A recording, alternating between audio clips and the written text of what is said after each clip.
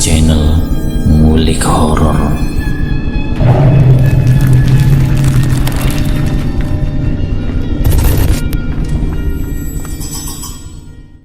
Assalamualaikum warahmatullahi wabarakatuh. Jumpa kembali di channel Ngulik Horor. Channel kami menceritakan tentang kisah-kisah misteri yang mungkin bisa menemani agan-agan dan sista semua ya. Kali ini saya akan membawakan kisah misteri yang ditulis oleh Fajar Sumatera. Kalian juga dapat mengunjungi page beliau langsung ya. Nanti link saya akan sediakan di kolom deskripsinya. Oh ya, dalam cerita ini nama dan tempat saya samarkan semua ya, untuk menjaga privasi pihak yang terlibat di dalamnya. Yuk daripada kita lama-lama, langsung saja kita simak ceritanya. Kali ini saya akan membawakan kisah misteri yang berjudul Kakakku Jadi Tumbal Pesugihan. Sedih bercampur mengerikan jika aku mengingat kisah nyata yang keluargaku alami tahun 2011. Ya, sebut saja namanya Mahmud, 33 tahun, kakak ketigaku. Nyaris merenggang nyawa menjadi tumbal pesugihan buto ijo. Bermula saat aku menetap di kota Bandar Lampung untuk menimba ilmu di salah satu tempat kursus terbesar di kota Tapis Berseri ini. Karena memang setauku di daerah lah metode dan fasilitas serta biaya sangat jauh aku dapatkan daripada ibu kota Jakarta. Entah ada dorongan apa sehingga aku ingin sekali kembali ke Jakarta. Biasanya jika aku kembali ke Jakarta, paling tidak memang situasinya sudah direncanakan, maka aku balik ke kota metropolitan ini. Mentari pagi sudah menampakkan sinarnya. Jam arlojiku menunjukkan pukul 7.15 WIB. Setelah angkutan umum mengantarkanku ke terminal Raja Basah, perlahan langkahku menuju bus Raja Basah Bakaheun. Disambut oleh suara yang lantang menyebut bakau berulang kali. Tanpa menunggu lama, bus yang aku tumpangi berangkat menuju Bakaheuni. Sepanjang jalan hanya MP3 yang menemani rasa jenuhku selama kurang lebih hampir 12 jam perjalanan menuju Tangerang Selatan, tempat kakak tertuaku, Ramdan, tinggal. Daratan Sumatera kini sudah kuseberangi dengan kapal feri. Kala itu tidak begitu banyak penumpang yang akan menyeberang ke Pulau Jawa. Kurang lebih hampir 4 jam perjalanan laut, akhirnya kapal bersandar dan aku lanjutkan lagi berjalan kaki menuju terminal Merak mencari bus jurusan Kalideres. Tak terasa langit sudah berubah menjadi gelap, azan maghrib berkumandang. Sementara aku masih di dalam perjalanan, di dalam mobil angkutan Serpong muncul. Tak terasa langit sudah berubah menjadi gelap, azan maghrib berkumandang. Sementara aku masih dalam perjalanan, di dalam mobil angkutan Serpong muncul. Setibanya dia muncul, aku menunggu Ramdan di warung kopi. Tak lupa aku mengingatkan kembali Ramdan untuk menjemput di warung kopi melalui sambungan telepon. Rasa jenuhku hilang serta heran manakala motor Honda Supra menghampiriku ternyata berboncengan dengan Mahmud.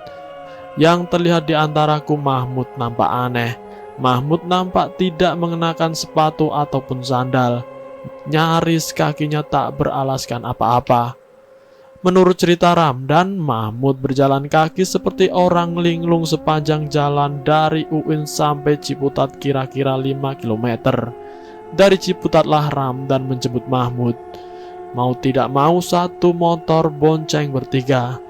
Dengan santai Ramdan memacu motornya hingga sampai rumah dengan selamat. Seingatku malam ini malam Jumat, maka kami sekeluarga menanyakan perihal kenapa bisa sampai meninggalkan pekerjaan. Rupanya dari penjelasan Mahmud, dirinya sengaja kabur dari mes yang difasilitasi bos tempatnya bekerja, lantaran dirinya merasa aneh di badannya dan situasinya juga tidak memungkinkan untuk menetap di mes. Akhirnya Mahmud memilih untuk pergi. Tepat hari Jumat malam Sabtu, Mahmud menginap di rumah mertua Ramdan di daerah Pamulang. Ternyata dari sini awal dirinya mengalami keanehan. Jam sudah menunjukkan pukul 1 pagi, dikala semua orang sudah terlelap tidur. Mahmud berteriak keras seakan membuat sontak seisi rumah bangun dan menghampiri Mahmud. Mahmud berteriak menurutnya ada makhluk seperti gurita yang akan menarik lidahnya. Kejadian ini terjadi hampir setiap menit kala malam hari itu. Besoknya para tetangga yang tahu akan kejadian malam itu menyarankan untuk datang ke orang pintar. Sebab menurut salah satu warga dari wajah Mahmud nampak berbeda. Sabtu siang aku dan Ramdan serta ditemani tetangga mengantarkan Mahmud ke orang pintar yang disarankan oleh kawan Ramdan di daerah Ciputat. Bang Dali orang pintar yang akan menyembuhkan Mahmud. Ternyata Bang Dali sudah menunggu akan kedatangan maksud dan tujuan kami sekeluarga. Setelah berbasa-basi maka Mahmud disuruhnya duduk bersila. Entah apa maksud dan tujuannya. Aku hanya bisa menyaksikan dan melihat tangan Bang Dali memegang belakang leher Mahmud. Suasana semakin gaduh, manakala semakin lama Bang Dali memegang belakang leher Mahmud. Dan semakin keras pula rasa sakit yang dirasakan oleh Mahmud. Begitu keras suaranya menyebut Allahu Akbar berulang kali. Sehingga membuat para tetangga menghampiri rumah Bang Dali. Karena merasa penasaran apa yang terjadi akibat suara teriakan keras di rumahnya. Keringat bercucuran di kening Bang Dali. Sambil menghela nafas panjang keluar ucapan dari bibir Bang Dali. Bahwasanya usia Mahmud hanya sampai 2 hari. Sebab menurutnya Mahmud ditargetkan menjadi tumbal pesugihan oleh bos di tempatnya bekerja. Mendengar ucapan Bang Dali seakan membuat diriku dan Ramdan seakan tersambar petir di siang bolong. Hari Sabtu kami datang untuk menyembuhkan Mahmud. Ternyata 2 hari lagi nyawa Mahmud ditargetkan sudah tidak ada. Sempat terbesit di benakku, sampai buta hati orang ini. Tega-teganya menghilangkan nyawa orang lain yang demi harta duniawi yang sesaat ini, di mana rasa perkemanusiaannya. Sebagai manusia kami punya hak untuk hidup. Sambil menunjukkan raut wajah tegang, Bang Dali menanyakan siapa kepala keluarganya. Dengan sigap Ramdan menyahut, sambil menjelaskan bahwasanya ayah kami sudah tidak ada. Lantas Ramdan menanyakan bagaimana untuk kesembuhan adik saya Mahmud. Bang Dali menyampaikan hanya satu keinginannya, yaitu melakukan pembalasan. Sebab menurut Bang Dali dia akan membalas perbuatan orang yang akan menjadikan kakakku Mahmud sebagai tumbal pesugihan. Besok lusa, siapkan saja peralatannya. Kita main nanti di lapangan tengah malam. Tantang Dali sambil mengusap keringat di dahinya. Jujur kami sekeluarga tidak menyangka apa yang terucap dari Bang Dali. Sebab keinginan kami sekeluarga hanya satu, yaitu agar Mahmud dapat sembuh, bukan untuk melakukan pembalasan. Sabtu malam minggu, dikala suara jangkrik menghibur kesunyian malam, kejadian Mahmud berteriak sambil menutup lidahnya semakin menjadi-jadi. Bahkan kami memutuskan tidak tidur demi menjaga Mahmud, agar tangannya tidak masuk ke dalam mulutnya. Jujur rasa penasaran kami semakin menjadi-jadi, ingin rasanya menanyakan apa gerangan yang terjadi, dan apa yang dirasakannya. Akan tetapi kami sekeluarga mengurungkan niat untuk menanyakan semua itu. Apalagi yang membuat miris kondisi fisik Mahmud semakin hari semakin menurun drastis. Akhirnya dari hasil rembuk dengan Ramdan keputusan besok hari Senin aku berniat datang ke Bogor, membawa Mahmud untuk berobat ke orang pintar kedua bersama Sahroni. Sekitar jam 1 siang akhirnya sampai juga di rumah Saroni, orang pintar yang kami dapat dari informasi tetangga.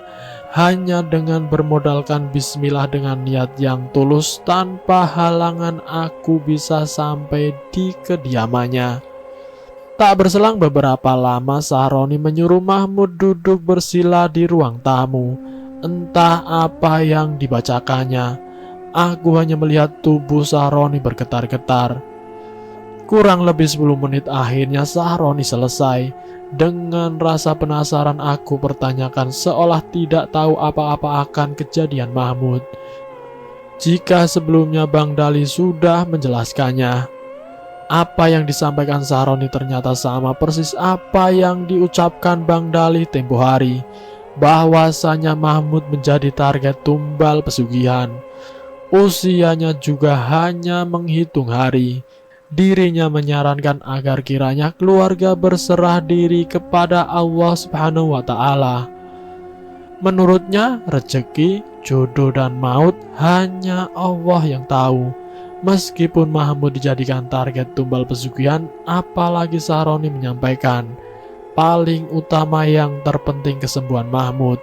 Segala apapun caranya, yang terpenting kesembuhan. Dan peran keluarga sangat penting demi kesembuhan Mahmud.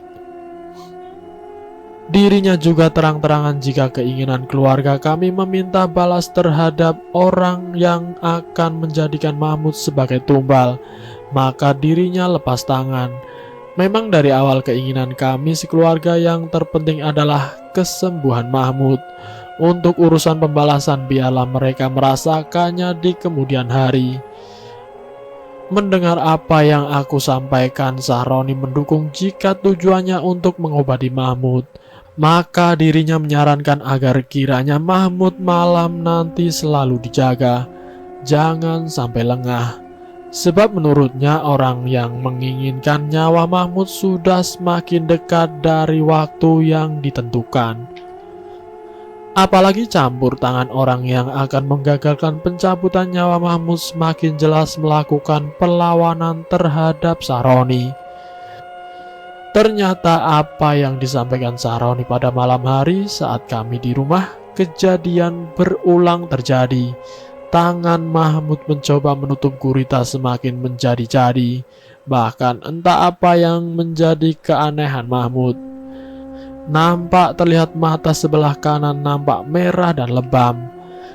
Kami sebagai orang awam hanya mengira mungkin sewaktu Mahmud mencoba menutup mulutnya melalui tangan, bisa juga terkena mata, sehingga matanya menjadi merah dan lebam akibat dari tangannya sendiri. Selang 2 hari kondisi Mahmud menjadi semakin tidak karuan.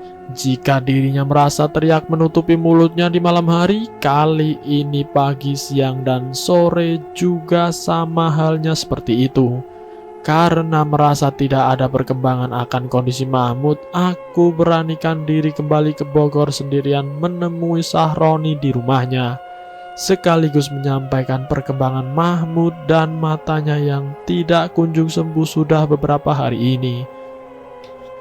Dari penjelasan Saroni, merahnya mata Mahmud disebabkan bukan karena colokan dari tangannya sendiri, melainkan dari teluh media boneka yang sengaja untuk membuat buta mata Mahmud. Alhamdulillah atas izin Allah, kondisi mata Mahmud berangsur membaik setelah aku menyambungi rumah Saroni yang kedua kali. Waktu terus berjalan. Hari yang ditentukan Bang Dalih bahwasanya target Mahmud tewas hari Senin nyatanya sudah lewat.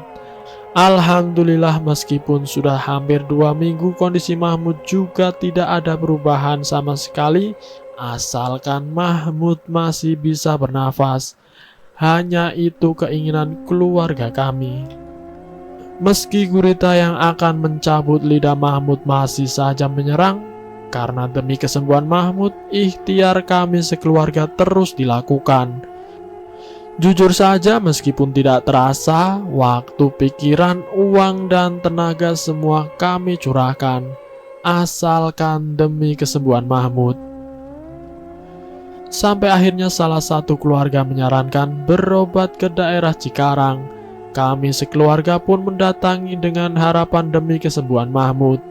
Namun lagi-lagi kami sekeluarga merasa lelah dengan kondisi yang tidak ada perubahannya.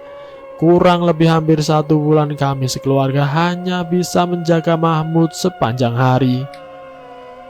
Kini kondisi Mahmud sudah semakin menurun. Wajah dan badannya terlihat kurus. Apalagi hampir di bagian lidahnya luka akibat terkena gigitan giginya sendiri.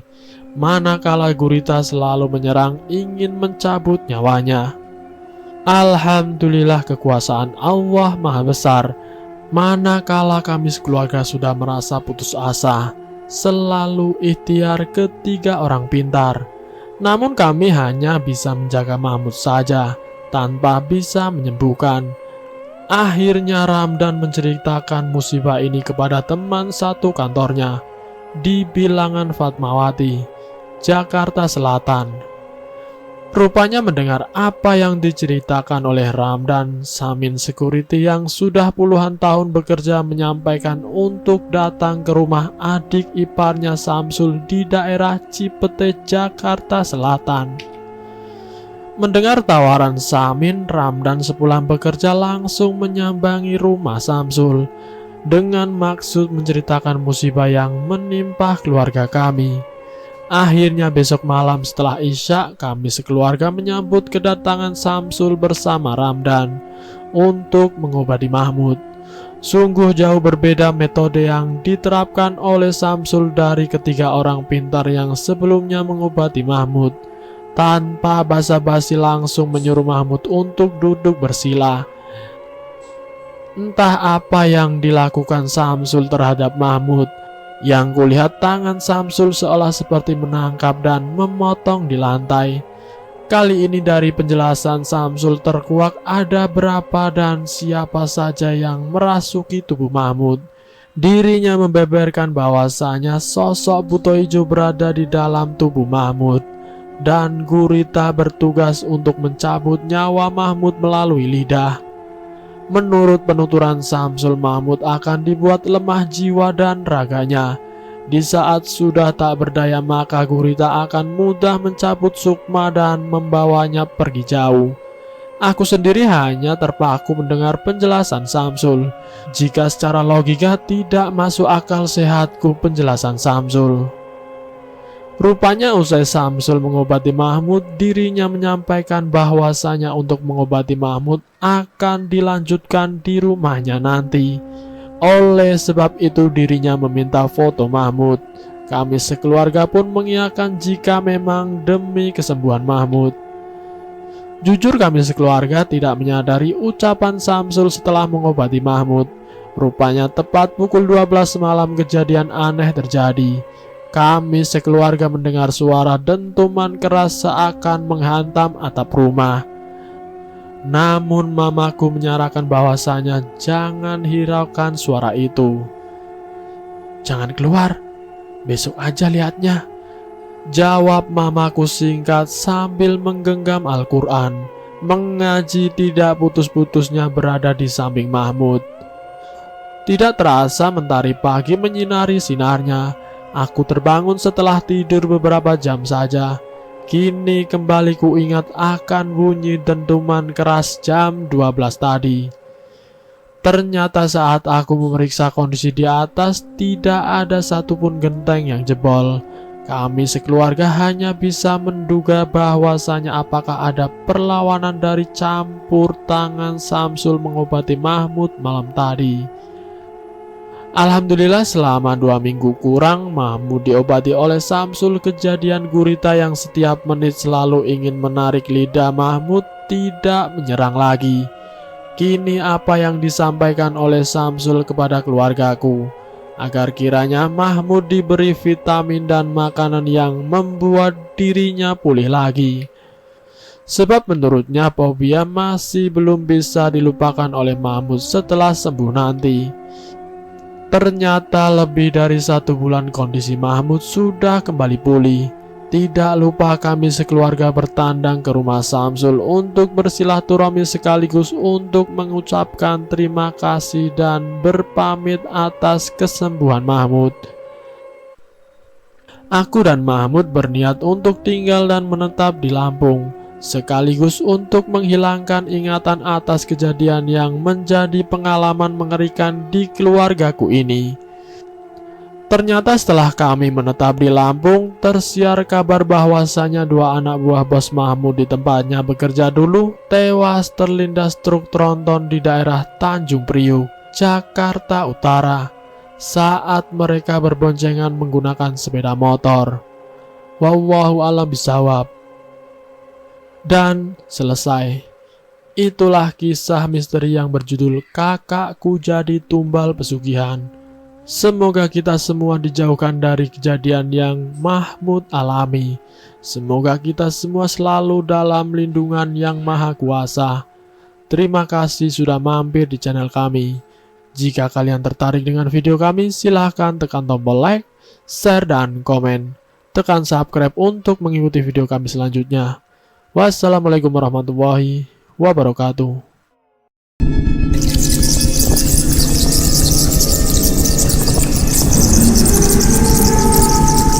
Selamat datang di channel Ngulik Horor.